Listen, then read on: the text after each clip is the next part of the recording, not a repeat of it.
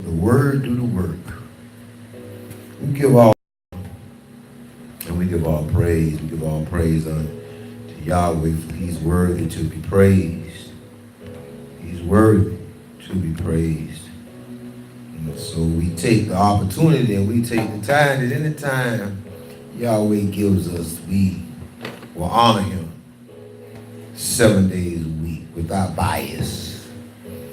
If we are able, well, we will make sure that we will honor him on his day, his Sabbath day, his Shabbat, his Sabbath day. We will honor him, we will reverence him on his day that he has proclaimed. The entitlement today is simply Sunday morning scripture walkthrough. If you turn your Bibles in 1 Samuel chapter 12.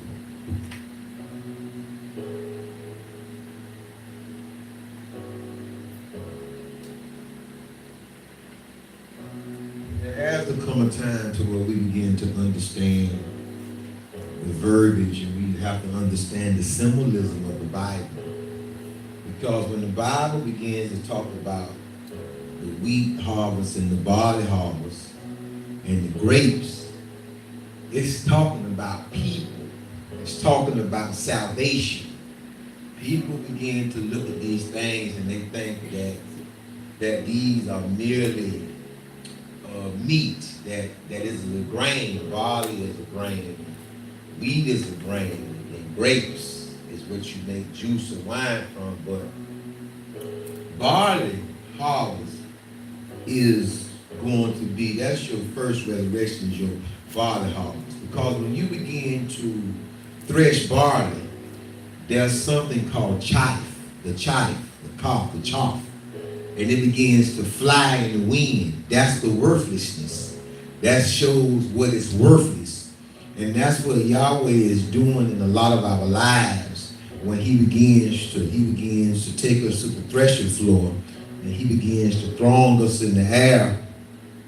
And it is the shake, that is the shaking loose that Yahweh says that he will shake the heavens and he will shake the earth, and beneath the earth he begins to shake you in such a way to cleanse you. He begins to shake you so you can break free of your sinful nature, the things that attach themselves to you. You know, barley falls, the chaff falls away fairly easy.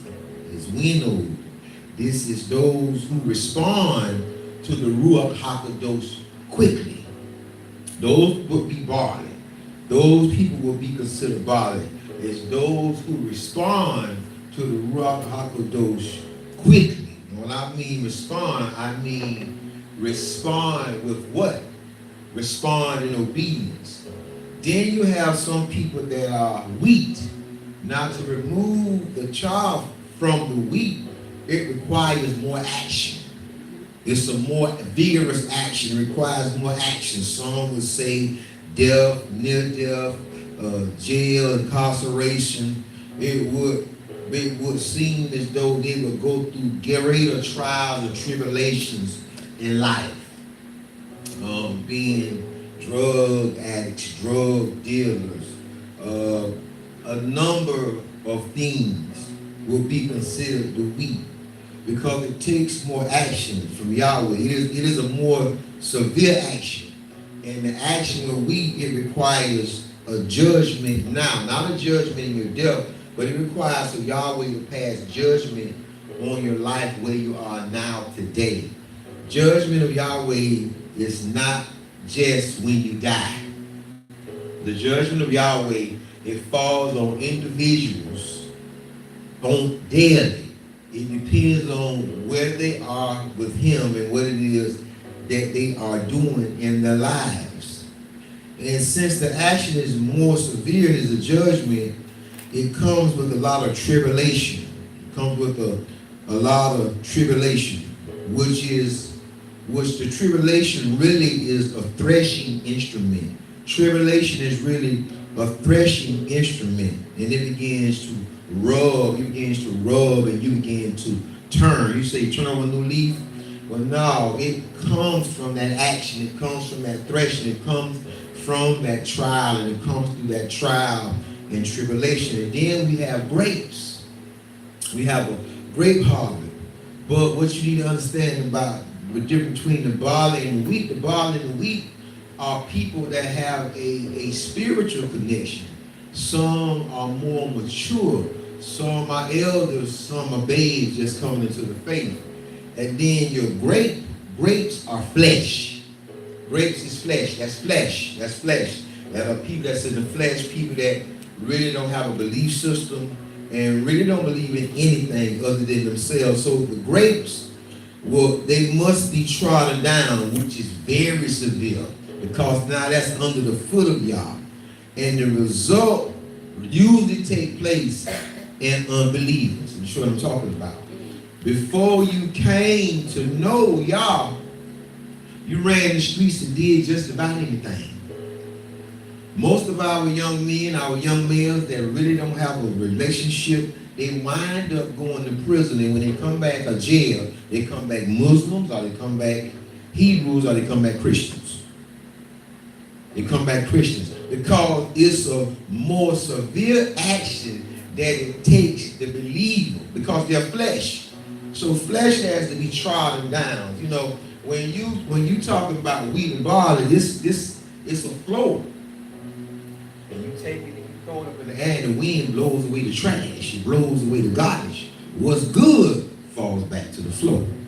Falls back to the flow. And then once it falls back to the flow, that's what Yahweh gathers. He gathers that and he puts that in his barn.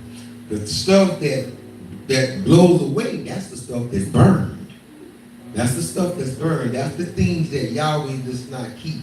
And I just want to put that out there, because people are partial and they're looking in this Bible and they don't have a spiritual eye. They don't have the Ruach HaKodesh. And it's many more signs and symbols in the Bible. Those are just three brief things I said, but there's many more. When you see blood in the Bible, understand that blood is life. Blood is life. And the blood belongs to Yahweh. So these are just pointers and keys to where you begin to read in the first writings, and the first writings begin to be elementary. They begin to be easy.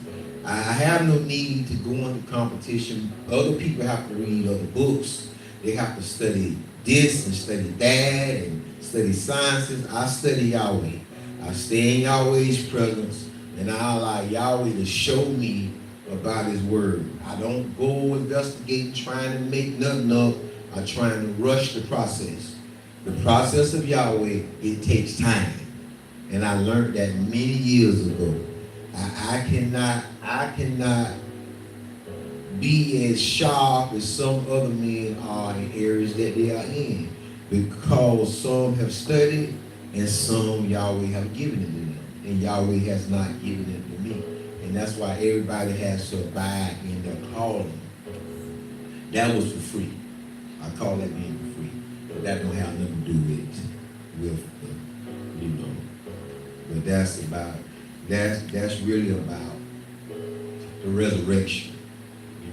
The whole Bible speaks about resurrection. When y'all see plants and trees, those are actually people. Those are not just plants and trees. You start talking about the fir tree, the olive tree, the Lebanon. You start talking about, those are people. Those are not trees that's growing out of the ground, but it's symbolic. Because every tree has a different strength and a different purpose. Just like every people have a different strength, different weakness, and a different purpose. The orange trees don't produce grapes. Grapes, vine don't produce figs. So it's a tree, but it has a different purpose. It has its strength and it has its weak. Barley cannot grow. Barley does not grow in the winter really. Wheat does. Wheat grows better in cold climate. And that's where you'll go to a scripture, and I don't want to go there, and then to where it says that let not your flight be in the winter, but let your flight, remember that, let your flight be in the, because it's talking about the end times. It's talking about judgment. And it's talking about those that are the barley. Those are the ones who are going to reign for that 1,000-year reign with Yah, with the Messiah. But I'm not going there. That's something else. I'm not going there. Okay, let us turn to 1 Samuel chapter 12. Chapter 12. This is let you know that, I respect Parsh and I respect study, but I also should be respected too, because Yahweh has taken the time to put a lot of things in me, and I don't go around spewing out what I know, because I'm taught well, and I will not cast my pearl before swine. So I'm not going to go around just talking to me. Oh, no. Sometimes you need to play them. Let them play you stupid. Let them think you're stupid. It don't cost you nothing for somebody to think you're stupid.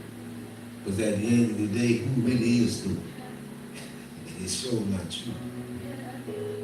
Let us look at 1 Samuel chapter 12 and verse 15. We're just doing scripture walkthrough, and we're going to deal with people.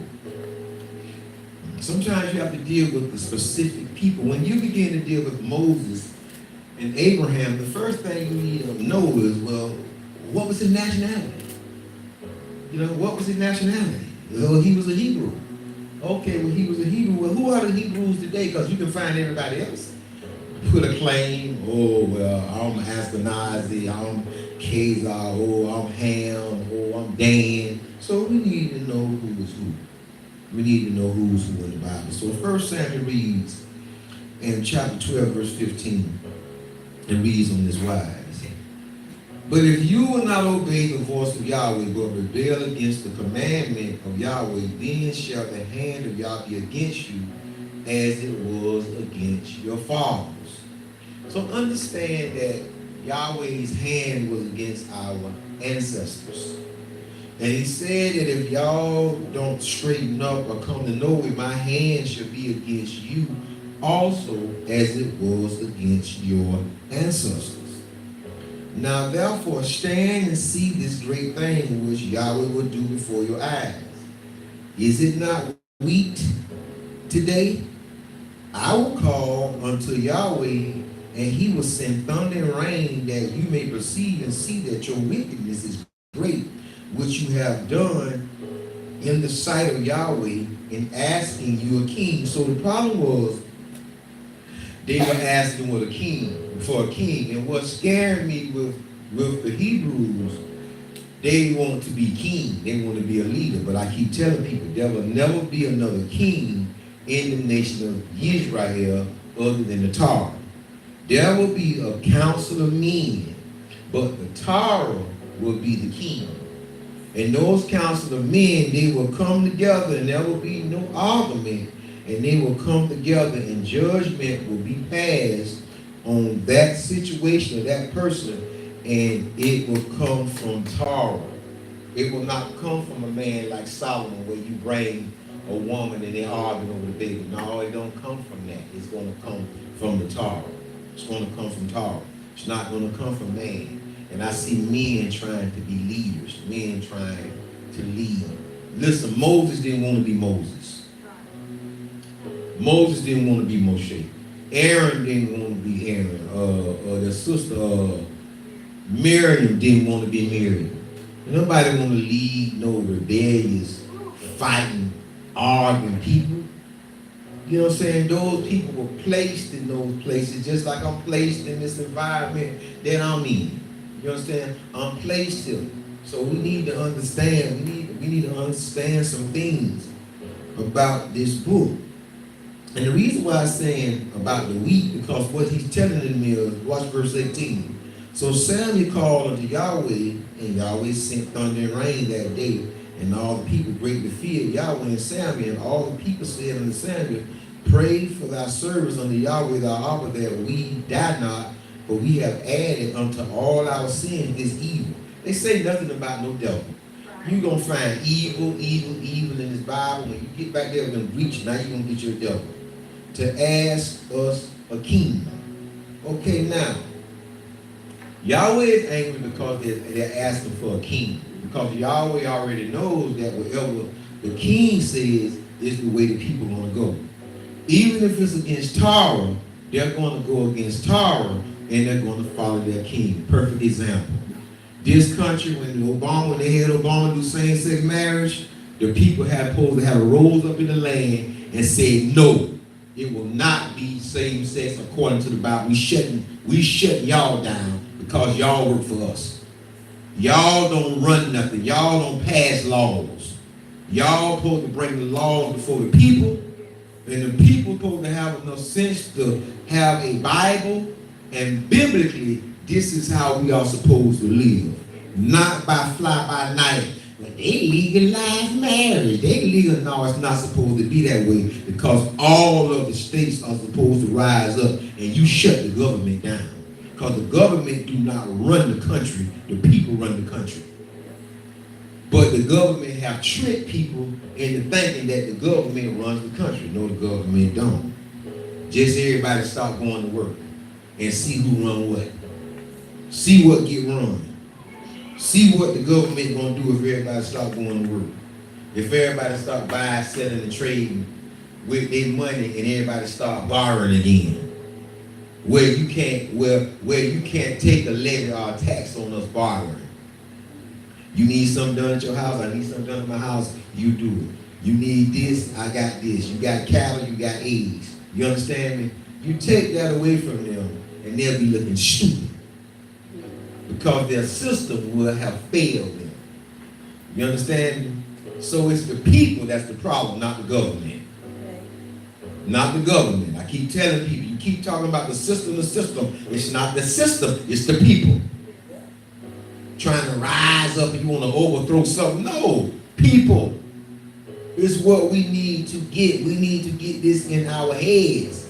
Is that we run this. Do the government go to war? The congressmen don't put on uniform. The congressman passed a bill to draft our children to go to war.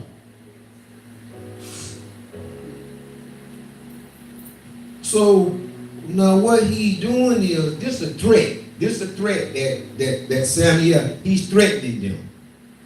The Bible not going to tell you that he's threatening them, but I know he's threatening them for 2 to 3 reasons. First of all, when you deal with a barley harvest or a wheat harvest, there's several things that cannot happen. It cannot rain too early on the crops, and it cannot not rain at all for the crops. Those two things are bad. If it rains too early, then it will ruin the crop. That's why he called for rain, because he ruined their crop. And the time that it rained too early in the Bible, which is called the former rain, and the latter rain, the former rain is for first fruit, the latter rain was for end gathering. But church done took it and told y'all the former rain is prosperity, and the latter rain is something that I don't really know what Christianity done with it, but it's not biblical. They've taken it and they've given it to you to rebuild your flesh up. Because that's what's getting built up. Your flesh is getting built up and not knowledge. I want to share this with my wife and Sister Geraldine, and all y'all. Amen. The reason why a lot of people that I talk to won't come in the door, because I say, listen, I don't know if you want to come here.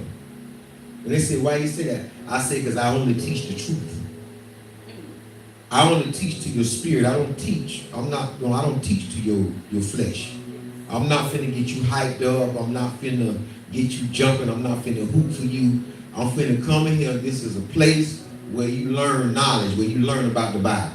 That's what this is. So if you're looking for somebody that's gonna hoop and holler, every now and then I might go, but it ain't that much. I'm more concerned about giving people truth and factual evidence in this Bible. So a lot of people won't come because they're looking for a church. And I tell them, this ain't church. This is not church. So I'm not tricking people. So that's why the numbers not doing that.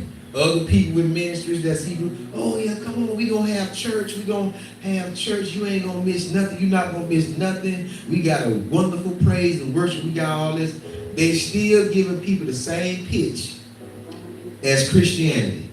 They still giving them the same pitch as Christianity. So I tell you what happened. Once the people come in, I'm going to tell you what's going to happen. it's going to be discourse among the people. Because the people were looking for church, and they didn't come looking for truth. Church and truth ain't the same thing. Church and truth, not the same thing. Christianity and truth is not the same thing. What are you saying, man? What are you saying? Because I know I have Christian counterparts that are listening. Because Christianity is based, they based on three things. What is that? Easter, Sunday worship, and Christmas. Neither one of those three things are in the Bible. So that's not truth. That's not truth. That's not truth. That's all I can say. That's not true. Not attacking. You know what I'm saying? Not attacking.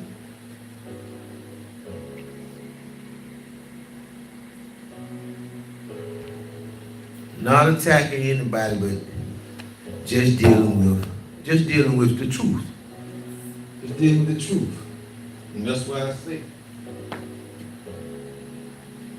we deal with truth. In here.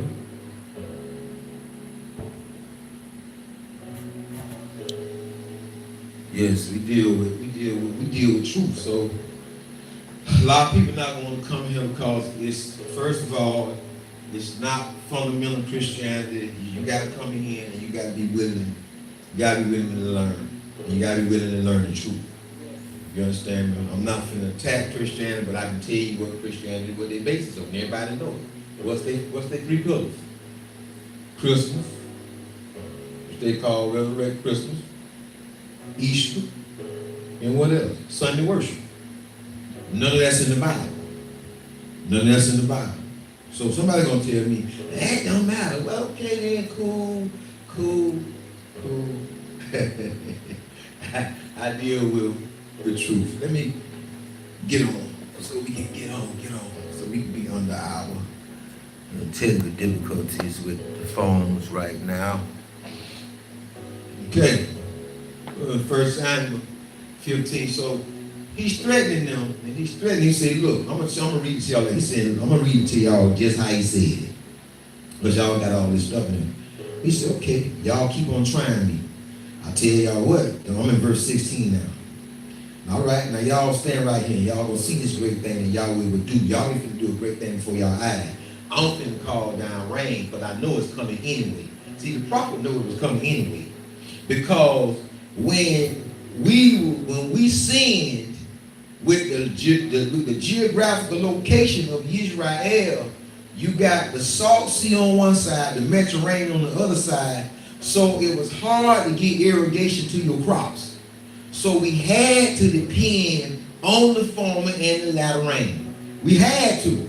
Because all the other water was salt water. We had to depend on it. So watch this. So then he says in verse 17, it is not wheat harvest today. So he's saying, look, this ain't no wheat harvest today, is it? He got a question. So then he says this. All right, I'm going to show y'all something. I'm going to call on y'all. And when I call on y'all, y'all going to send down this little rain because y'all are wicked. He says right here, he said, look, and perceive and see that your wickedness is great, what you have done in the sight of Yah, and asking for a king. So what the first thing we finna do when y'all go through y'all king, we finna make y'all go through famine.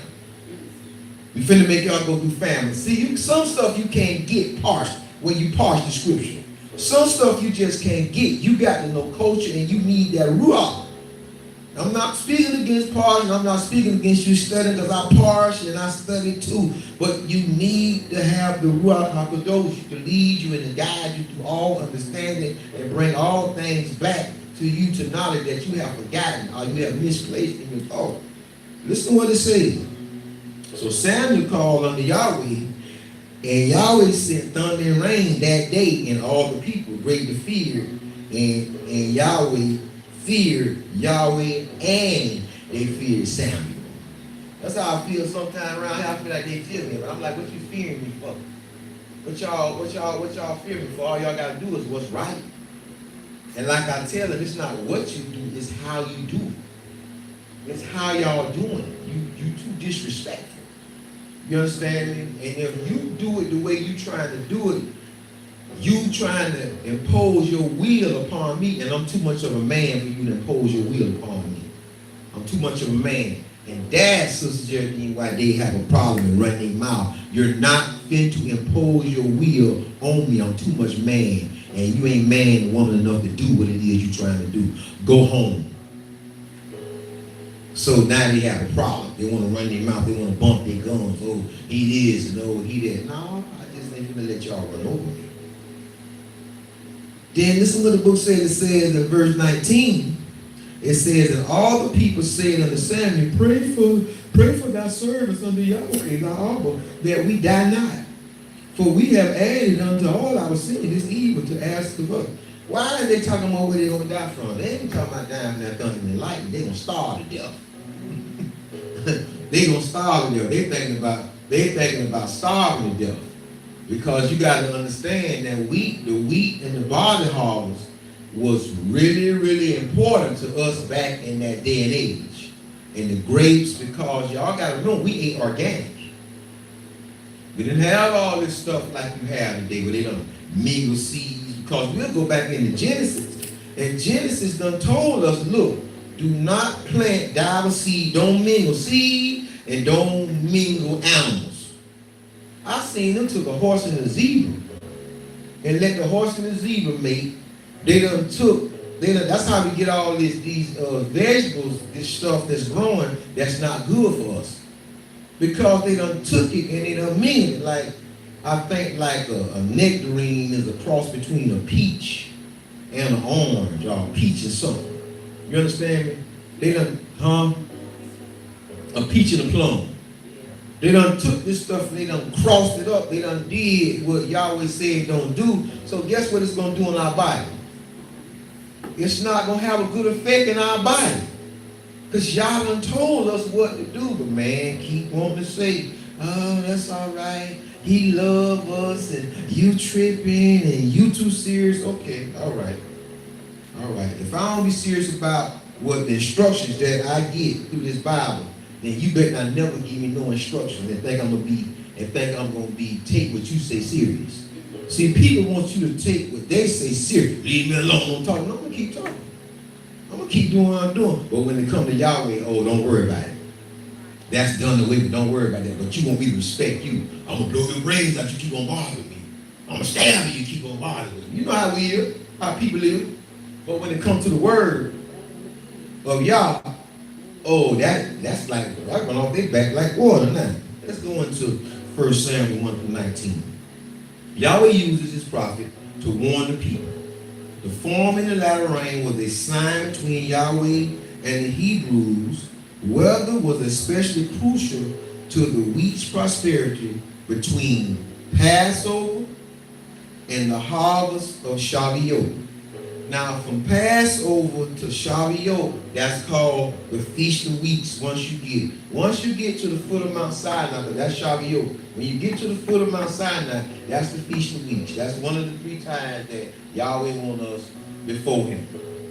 Okay, so now when you get to Passover, how many days does it take you to get from Passover to Feast of Weeks, to Shavuot?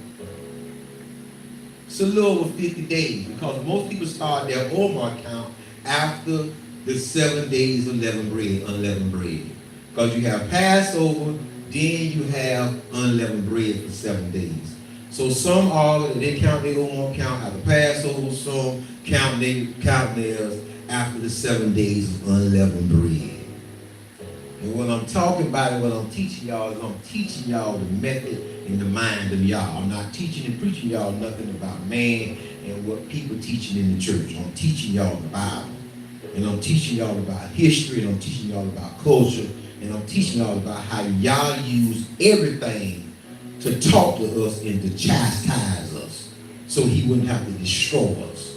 He used water, he used plants, he used animals, he used the weather, he used everything to talk to mankind. Mankind has got a deaf ear to everything.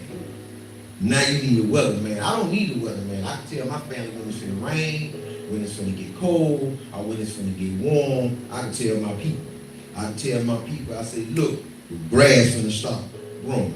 My wife would tell y'all that grass needs to be cut twice a week. You know, on this grass right now. Now I say, oh, I love this fall, but I love this and I love this getting down. Because the grass finna slow down. It's gonna slow down. I ain't had to cut the grass in like 2 or 3 weeks. Okay? So, if it rains before the crop is harvested, the kernels fall to the ground and the crop is ruined. Yahweh was a giver of the timely rain that the Hebrews needed. If they obeyed and kept the commandments of Yah, the wheat crops would prosper. If they disobeyed, rain would not fall, or it would fall at the wrong time, destroying the crop. And these people demanding of a king by the Hebrews shows the severity of their wickedness, the severity and wickedness. So we see Yahweh sending rain at wheat harvest. He's sending rain at the wrong time. And Yahweh does not want us to have a king, and he don't want us to have a president. Yahweh wants to rule from his throne in Shamayim. And he wants to rule through his son. And his son is Torah. That's his son. That is the bane of Yahweh. That's why Yeshua won't go get on no throne. That's why he kept trying to tell them, look, y'all looking for armies. Y'all looking for me to have an army. Y'all looking for me to come. No, listen. I'm the king. Yeah. You see what they put on his head, and I want all y'all. All y'all, y'all go look at in y'all Bibles and read it. I bet y'all don't see it say King of the Jews.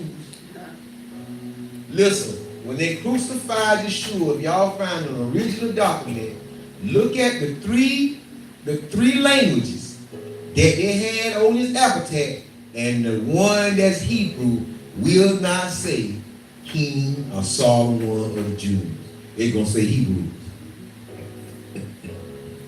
Ain't gonna say Jew. Can't say that. Just little intricate, little telltale details. All right. Okay. Let us look at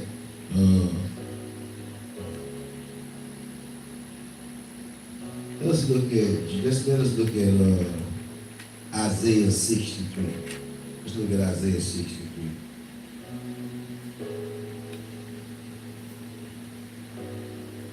You know what's hard about this is ain't nobody listening to this. Ain't nobody doing what the books say do. But everybody running around talking about they got the spirit and they got the Ruach and the Ruach talking to them and this is. But you ain't doing none of what the Ruach say do. You ain't doing none of what Yahweh say do. You do it when you want to do it, when it's convenient for you.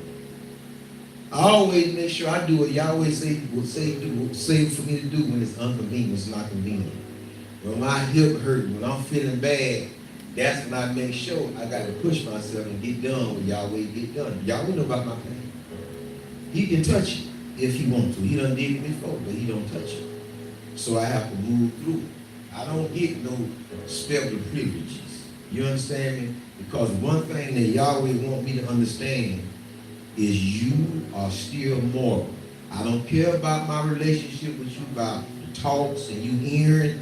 I don't care because you know how to get on that flow, you know how to meditate, and you know how to come before me. You know how to come before my court. I don't care about that. I gotta let you know that you're mortal. That you're not immortal, but you're a mortal man. Because sometime before I stayed in him so long, I didn't know how to go outside that door. I couldn't go around people smoking. I couldn't go around people using profanity. I was messed up because I hadn't got to a place where I wasn't never coming out of him no more. To go out there and deal with that filth. And then Yahweh showed me, if you don't go outside that door, then you're useless. Yeah, you're useless to me. You're useless. I need you to go outside that door with everything I done shared with you. I need you to go share with others. I need for you to go in places you don't want to go. I need you to deal with people you don't want to deal with. You know? Yeah, once he trained up where he wanted to, you know, he was trying to go outside the door. Yahweh don't give you nothing for you, just for you. He got a purpose in giving that stuff. Isaiah 63 and verse 7.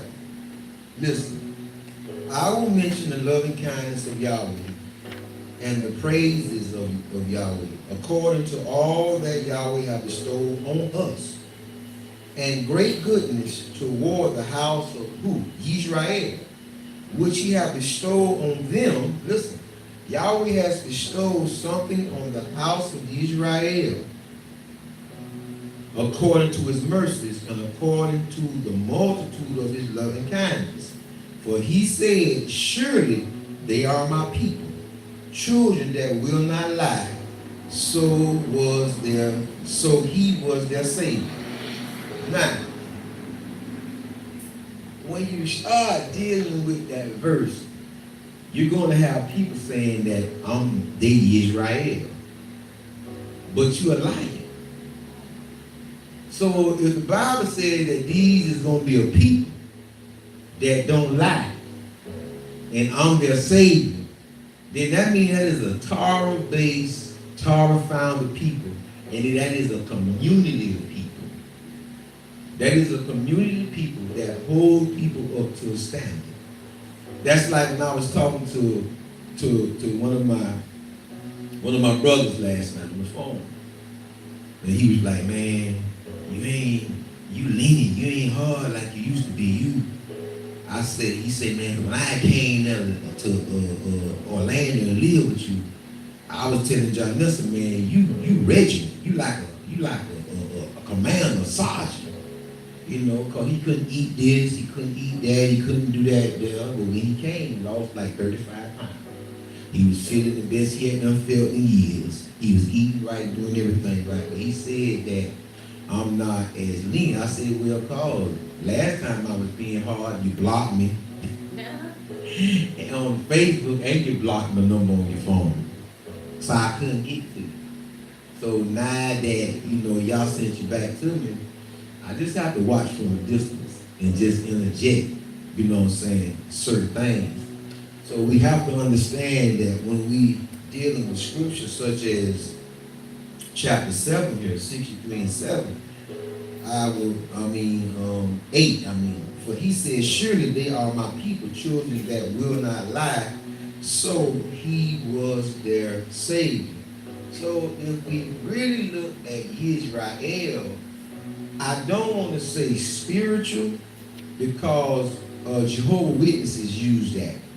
And Jehovah's Witnesses say that they are the new spiritual Israel. They trying to move the Israelites out of the way, and they're trying to interject themselves as being Israel it is spiritual, but it's not interchangeable with people. It's not interchangeable with nationalities. This is Israel, and Hebrews must come into the Israel of Yahweh. Caucasians must come into the Israel of Yahweh. But when you come into the Israel of Yahweh, this bottle of water that I'm holding, this is not only water. There's minerals, there's vitamins, there's fluoride. There are different things in this bottle of water that makes up this water, okay? The water is good because it has all these things in it. And that is Yahweh with the coat of many colors. Is that you will come into Israel, and those things and those attributes will make Israel great. Like this bottle of water is a great bottle of water. But this bottle of water still has a base. It has a base. The minerals is not the same concentration as the vitamin or the chloride. There are different levels. There are different contents in this water.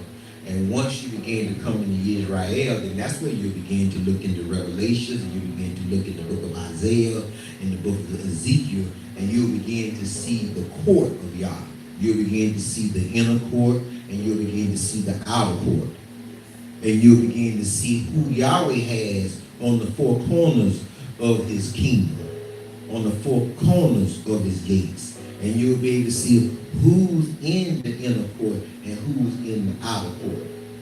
My thing is, at least y'all in the court, whether you're in or out. The inner and the outer court only shows you is that some people are going to be priests, some people are going to still be, that's all it's showing. It's not putting one person above another person like many are going to try to use it for. Okay? So on that note, verse 9, look at verse 9. He says, in all their afflictions, he was afflicted, and the angel of his presence saved them. In his love and in his pity, he redeemed them, and he bare them and carried them all the days of old. We're still in those days of old where Yahweh is still carrying the Hebrew. And he's carrying us more so now because we don't have an identity and we don't have a culture. We don't have an identity, we don't have a culture, and we don't have a land, and we don't own anything. And Yahweh gave me a post this morning that I posted. And it's to shut down all the rhetoric with all these people that are talking, all these males on Facebook that are talking foolish to the people. If you don't have ownership, you cannot have rulership. No ownership, no rulership. I hear men talking all this talk, but bro, you ain't teaching the people. Like, I'm trying to get the people to come together. Let's take this hair salon, let's take this Dollar Tree, let's take this Save-A-Lot, let's make our community black owned. Let's take control of our community. Let's make our community black owned, Hebrew owned. Because without ownership, there's no rulership. So it's a lot of people that are walking around talking about a war or talking about revolution. And revolution means overthrow and overtake. You don't need to overthrow and overtake. You need to overthrow and overtake your people. Take your people back. Because ain't nothing wrong with the government and ain't nothing wrong with the goddamn white man. There's something wrong with the people that's beneath that system. The people have to raise a standard. And once the people raise a standard, the hand of Yahweh will defeat anything in their way. Will defeat anything in their way. They don't have anything. The problem with us, you keep running to the government. Running to the government. Oh, we need change. Oh, we need change. No, you need to make changes in your own communities and stop murdering and killing and selling dope to your people and stop calling the white man to come clean your mess up. Stop calling the white man to come pick up trash in your community. Then when you go in Winter Park and you go in Islesworth, oh, it's so beautiful out here. I would love to live out here one day. Pick up paper in your community, man. Stop the killing and the robbing and the selling the dope in your own community, man. And you got your hours worth in a Winter Park. This area used to be beautiful when the Caucasians had it back in the day. This was a beautiful area. Them houses on the lake around us, Lake Orlando, and that golf course they closed down. You know, anywhere that they got a golf course, that's a nice community. They don't have golf courses in slum communities, people.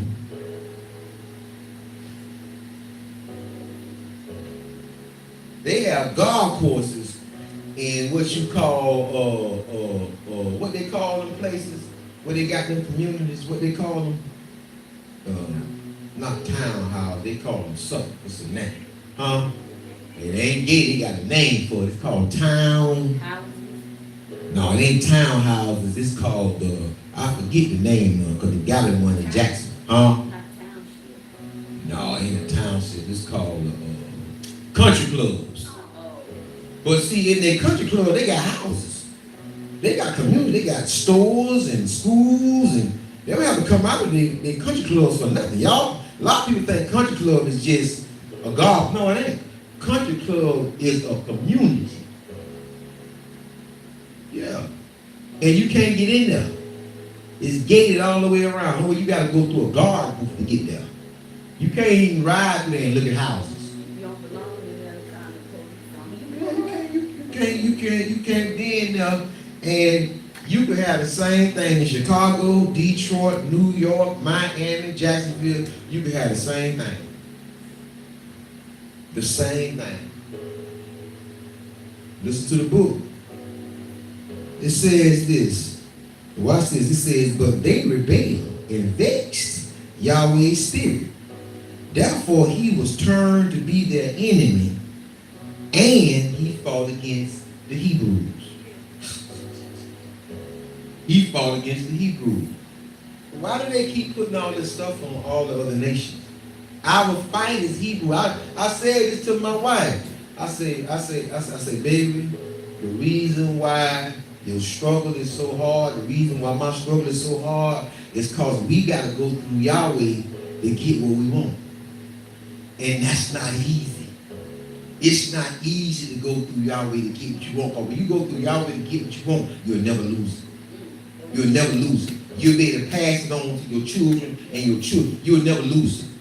The reason why people lose businesses because they found a way to get it without going through Yahweh. Yeah, they went through a friend or a man, and the man gave them something they weren't even capable enough of keeping up. So they got it. It's ways to go around under. It's, you know what I'm saying? They can't go through, but it's ways to go over and around and get stuff. I remember one time, it's been years ago, and Yahweh said this to me. I had messed up some money. Yahweh said, I bet you the next time I give you some money, I bet you know what to do with it. I bet you know what to do with it. I bet you know what to do with it. And I said, I don't know what to do with it when it's coming. You know how many years ago that's been? You ask how many years ago that's been? Queen 12. I think that was like 11 years ago. So she was a newborn baby. Yeah. Listen to the book. Then he remembered the days of the ancestors. He remembered the days of Moshe and his people saying, where is he that brought them up out of the sea with the shepherd of his flock? Which was Moshe. Where is he that put his Holy Spirit within him? So we see Moshe is a type of Yahshua. Moshe is a type of Messiah in this instance, in this verbiage. Now listen, I want y'all to listen to this verbiage. That led them by the right hand of Moshe with his glorious arm, dividing the water before them to make himself an everlasting name. Now this is what people, they don't want to know what the name is. It says an everlasting name. A name has substance. And a name has identity. Whenever you meet somebody named Chain Gang, you know he probably done went to the Chain Gang or he out there in the streets. You don't meet nobody named Chain Gang that's working on Wall Street. You understand me? Ironhead, Tankhead, Killer. You don't meet too many killers working on the stock exchange. They name Killer. You find Killer on the back of the dump truck. You know, you find Killer doing landscaping work, because most of the time you are associated with what your name is, especially nicknames. Oh, they call her Drop It Like It's Hot. Every time you see her, she gonna be dropping it like it's hot. Why? She gonna be dropping every time you see her. Oh, when you find a name, oh, my name Chocolate, or my name Strawberry. Well, 9 out of 10, she probably, that's a stripper name that she going by. We don't understand the severity of what we're doing. You understand me? All this stuff carry energy. This stuff carry energy. So people start trying to live up to their name. They start trying to live up to their name. Or they call you Mike Tyson. This cat, all this cat here did was fought all the time. Listen to the book. It says, the Bible says that led them through the deep as a horse in the wilderness, that they should not stumble. As a beast goeth down into the valley, the strain of Yah calls him to rest. So did thou lead thy people to make thyself a glorious name. Here you go again. Yahweh chose these Hebrews because Yahweh wanted his name to be glorious on the face of the earth. Not the name of the Hebrews, but Yahweh wanted his name to be glorious, and that's why Yahweh did something really special. The highest praise that is known to mankind in the church is Hallelujah. Yah. Oh, don't let them give y'all that Latin rendition that's over there in Revelations. That's Latin. Hallelujah. Hallelujah. That's not y'all name. They taking y'all name from y'all. Hallelujah. You saying yeah. You ain't saying Yah. You better catch what they doing. They taking the power and the vibration and the tone out your mouth. Because that tone, hallelujah, you calling Yah. You calling Yah. And you saying praise you Yah. See, halal, you, halal, hale, that means praise in Hebrew. It's a sentence. Praise you Yah. That's what you're saying. Praise you Yah. That's what I showed y'all from Psalms, I think, 154 to the end or something. Is where they took hallelujah out and they put praise you. But it was supposed to be hallelujah. You know what I'm saying? Halal you Yahweh. Or halal wa Yah. It was the Y in the ancient. What they're using the Y for, they use it as a U. As a U. Listen. Listen to the book. Listen to the book. It says that led them through the deep. The horse of the Bible, it says, as a horse in the wilderness, that they should not stumble. Oh no, verse 15. Look down from heaven and behold from the habitation of the holiness and of thy glory. Where is thy zeal and thy strength? The sounding of thy bowels and of thy mercies toward me, are they restrained? Doubtless thou art our Father, though Abraham be ignorant of us. And Israel acknowledge us not. Though, O Yahweh, art our Father, our Redeemer, thy name is forever. What's his name? See? His name is Yah. Yod-Heh-Wah-Heh. Yah. His name is Yah, people. When y'all say hallelujah, y'all saying his name at the end, or y'all saying praise you, Yah. He wants his name back, people. Yes. O Yahweh, why hast thou made us to hear from thy ways? Here we go. And harden our heart from thy fear, return for thy servant's sake the tribes of thy heritage. See, I almost said that his prayer sound like mine, but since he predates me, my prayer sound like him. Because these two be my prayer to Yah right here. Verse 15. Look down from heaven, O Yah, from your habitation of thy holiness. So what are you saying? Yah, I don't see your zeal. Where's your strength? Where's the sounding of your battle? Where's thy mercy towards your people? I don't see it. Why are your mercies restrained, Yah?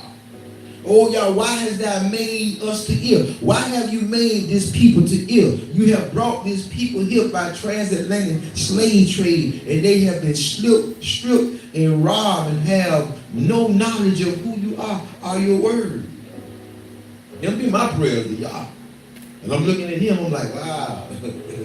Wow, like the prophet said, he says, return for thy servant's sake the tribe of thy increase. The people of thy holiness have possessed it for a little while. They weren't even in the land long. They weren't even in the land long. They weren't even in the land long.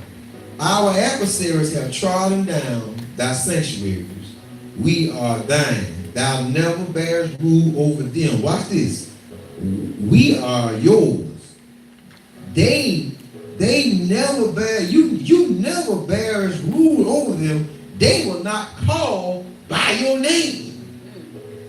You didn't even have rule over them people, but there was a building in my hand. You didn't even have rule over them people that you used over us. Now, you go back to verse 18, and you go back and you look at it says our adversaries have trodden down. So the reason why you are trodden down is because you are grapes and you are not wheat and barley. So you are trodden down. because you flesh. There was too much flesh. That's why he allowed the city to be trodden down, because they was flesh. They were too much in the flesh and they were not in the spirit. So they were trodden down. They were put into a great wine press.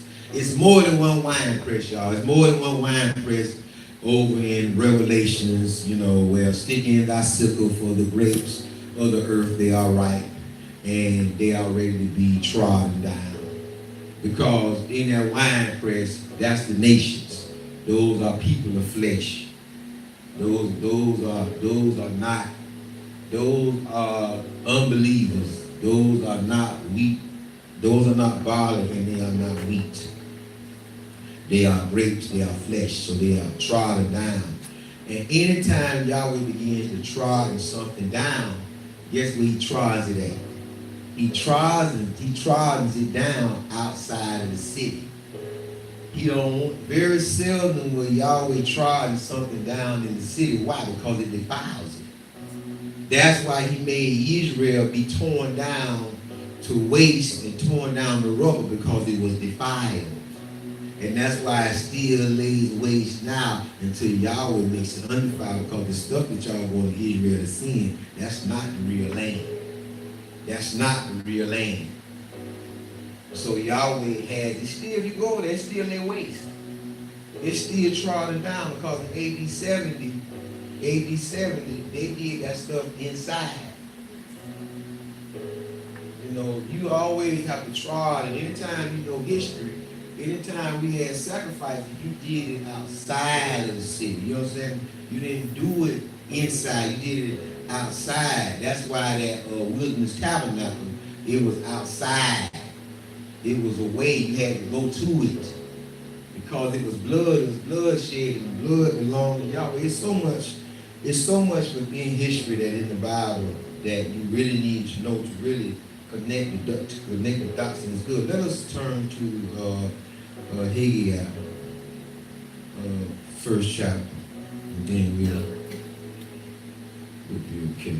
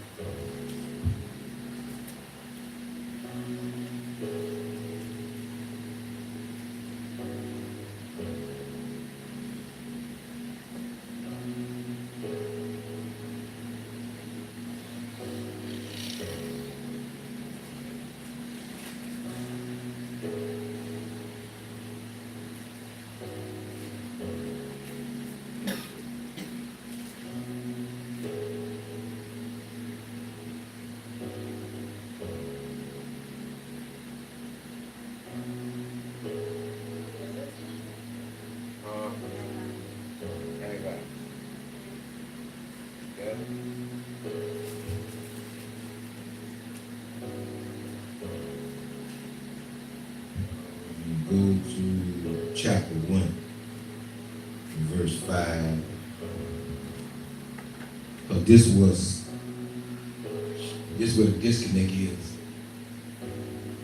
When you can't travel between scripture, and you just harp on one thing, and you trying to beat a point in the people's head, and I just see so much. Too many people got points of view that they're trying to give people. The only thing I want you to get is what the word says.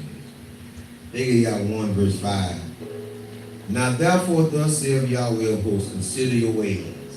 So that's the first thing that us Hebrews need to do. We need to consider our ways. It don't tell you to look at the white man. Don't tell you to look at your oppressor. Don't tell you to look at your slave master. It tells you to look and consider your ways. Consider what are you doing. Consider how are you managing your money. How are you raising your children. What are you doing? Consider your ways. How is your relationship with me? Consider your ways. Next he says, ye have sown much and bring in little. You eat, but you have not enough. You drink, but you are not filled with drink. You clothe you, but you are not warm. None is warm. And he that earneth wages to put into a bag with hosts. Thus saith Yahweh of hosts, consider your ways. Consider your ways. Consider your ways. So when Yahweh says consider your ways, he's saying, listen, consider your education. Consider what type of education you have. If you want to go higher, if you want a better grade, pay grade, then you're going to have to consider your education, or you're going to have to consider another job, another occupation. Relationship. Consider your ways. There's nothing wrong with most marriages.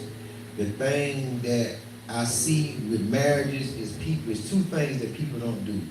They don't manage their emotions, is one. They're not managing their emotions. That's the first thing. And they're not managing the love. You understand me? They're not managing, but emotions is the number one. They're not managing this mess that's going on in their head. They got a whole lot of stuff going on in their head, and they're not managing it. So that's why you have a lot of people separated, because they're not managing their emotions and they're not managing their money. A lot of people are not together because of money, because of financial issues, financial things. And people are not, you know what I'm saying, they don't manage their emotions. And they don't manage their marriage. Listen, your marriage has to be managed by you. Yahweh not going to manage your marriage. JC not going to fix your marriage. He ain't going to fix it. He's not going to fix it. He can't fix it. You got to fix it through managing your marriage and managing your emotion and managing your love. That's how you fix it. Now, you may be able to go in prayer and change some things about yourself through prayer, but after prayer, you got to get up and you got to go manage it. You got to go make it right. I don't care if they say they're Yahweh sent. I don't care what you say. You got to manage it. You got to maintain it. And you got to do the maintenance. If you don't manage, if you don't maintain, and there's no maintenance, then hey, it's just like a car. It's going to break down. It's going to fall apart. It ain't nothing on the face of it that don't need to be managed, maintained, and maintenance. It'll fall apart. We see houses cave in. We see people let cars sit, the tires dry rot, lift up the hood, every hole on the car, dry rotting. You got stuff leaking on the car where it wasn't no leak on the part. That car is perfect. Perfectly fine. And listen to verse 9 and verse 8. This is what I'm telling y'all. Now, he said, go up to the mountain and bring wood and build a house, and I will take pleasure in it. I will be glorified, saith Yah. So first of all, Yahweh say, I want to put y'all in a place of inconvenience. He said, first of all, how in the world they going to go up there and they going to get lumber and they going to bring it back? That's a task back there in the days. They didn't have no cars. They didn't have cars. You understand what I'm saying? They didn't have trains. So they had to cut that stuff down. They didn't have chainsaws. So they had to cut this wood down. And they had to make a road or make a path to bring this stuff to build our house. Why is y'all saying this going to make them happy? Because y'all know that he's going to have their mind, their intention, and their intellect for 24 hours a day. Because once they get there, now they got to make a blueprint, and now they got to build it. You ain't got time for foolishness. You ain't got time for foolishness. You ain't got time to do nothing, but the only thing you got time to do is you got time to work on you and Yahweh. That's all they had time to do. Then the Bible says that you look for much, and it came to little. And when you brought it home, I did blow on it. Yahweh blowing. I keep sick of people talking about the putting that D on the front of evil. Come on, from devil. No, Yahweh blowed on it. First he said, look, it's going to be like a bag with holes in it. And Yahweh say, I blow on you. I'm blowing on it. You know, I got people right now that don't want to sow. They don't want to sow. They don't want to sow $20 a week. And listen, they don't want to sow $10 a week. They don't want to sow no seed. Just Jerry know who they are. They was in here, and most of them don't want to come because they don't want to sow. One thing I'm saying, I'm going to say it publicly, don't call my phone number. Don't call my phone number and have me on the phone 2 or 3 hours telling me about your problems, telling me you sick, telling me you in the hospital, telling me this wrong with you, telling me that wrong with you. Don't call my phone number because I'm not going to answer you.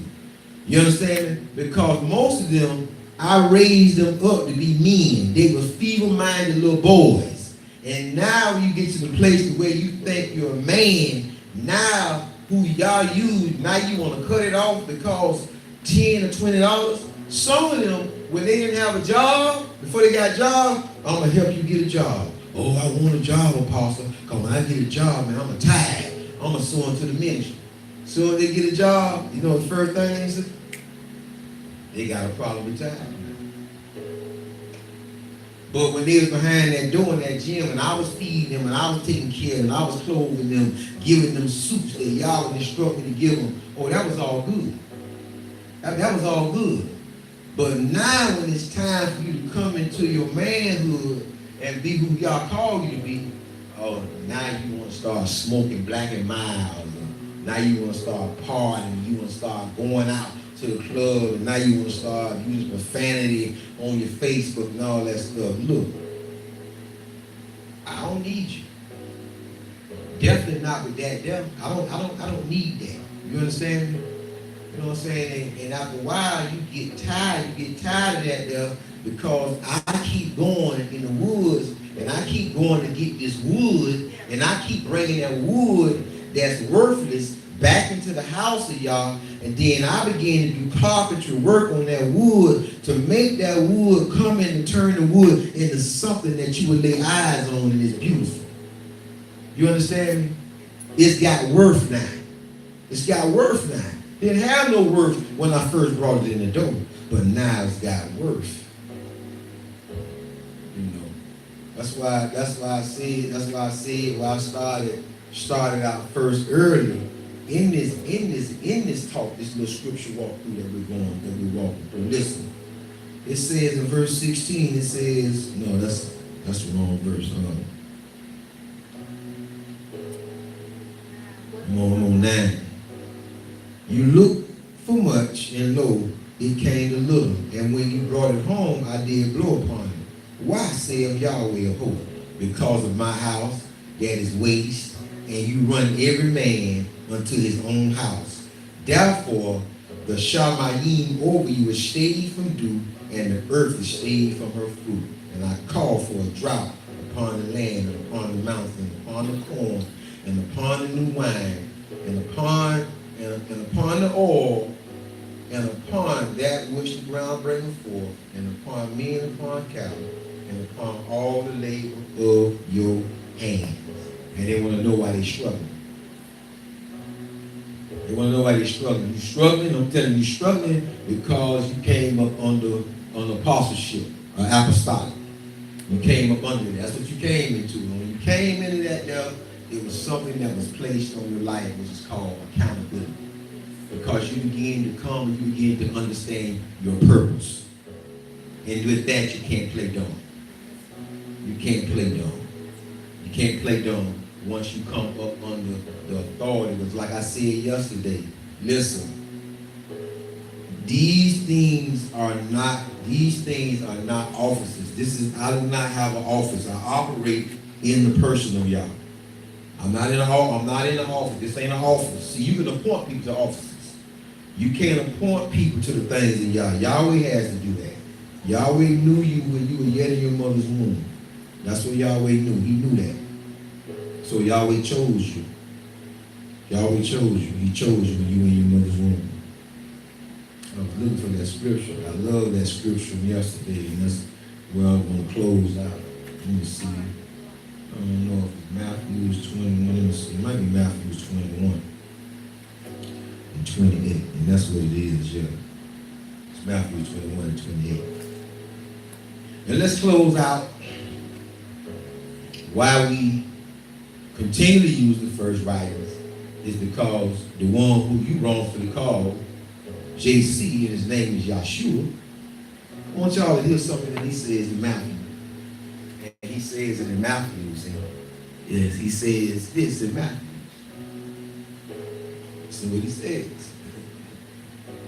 Listen close to what Yeshua says. Listen to what he says here, Jerry. Yeshua says, I'm going to pick it up here. I'm picking verse, I'm picking up 28, all the way through. Even the Son of Man came not to be ministered. No, that's wrong. I'm at 21 and 28, okay. 28. But what think you? A certain man had two sons, and he came to the first. Wait a minute. That's it. Yeah, that's good, yeah.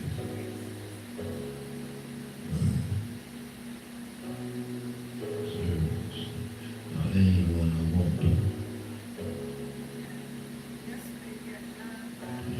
That's true. No, that. Let's see, now y'all give me a minute. I'm talking to y'all, I ain't talking to nobody else. Let's see. 5:39, let's see. Yeah, 5:39. That's going to be Yochanan, John 5:39 through 47. But we're going to start at 43. Just listen to what Yeshua said, to what they say about the first writers. I am come in my Father's way. I come in my Father's name. So if he comes in his Father's name, then his name would need to be Yahshua. Yahshua would need to be his name. Yah is salvation. Okay. I am come in my Father's name, and you receive me not. If another should come in his own name, him you shall receive. So we already know who they don't receive. They don't receive JC. Came in his own name, they don't receive that. How can you believe which receive honor one of another, and seek not the honor that cometh from Yahweh only? So in this place, we only seek the honor of Yahweh only. That's why we go hardcore with his name. And with our actions, the way we live outside of his name and outside of the pulpit. Verse 45. Do not think that I will accuse you to the Father. There is one that accuses you, even Moses, in whom you trust. Now what he's saying, Sister Geraldine, that Moses is going to accuse you. What he's saying? What are the first five books of in the Bible called? The books of who? The books of Moses. The first five books are called the book. The Torah is also called the books of Moses. So that's what he's telling them.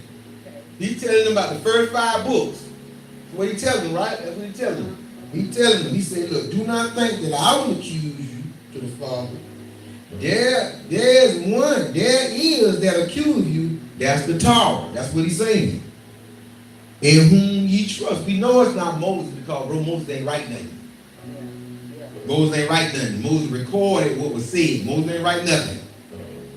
There ain't nothing come to Moses by his personal inspiration like they got written over there in the Second Commandments. This is the word of Yah. And watch what he's saying in verse 46. For we had believed, for had you believed Torah, you would have believed me, because I'm Torah. Because I'm the Torah. for he wrote of me. The Torah wrote of me. I'm Torah. I'm the law, the statutes, and the commandments. But if you believe not his writings, so here we go now.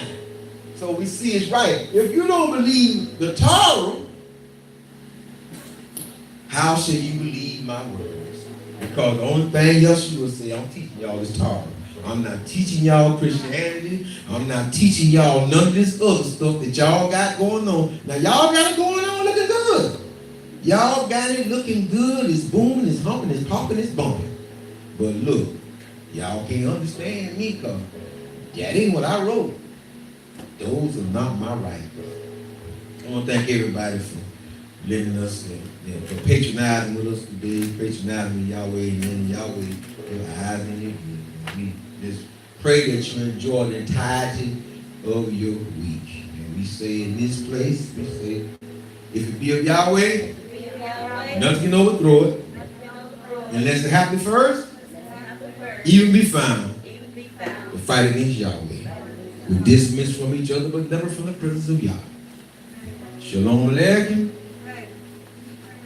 Yeah, I got Shalom Aleichem.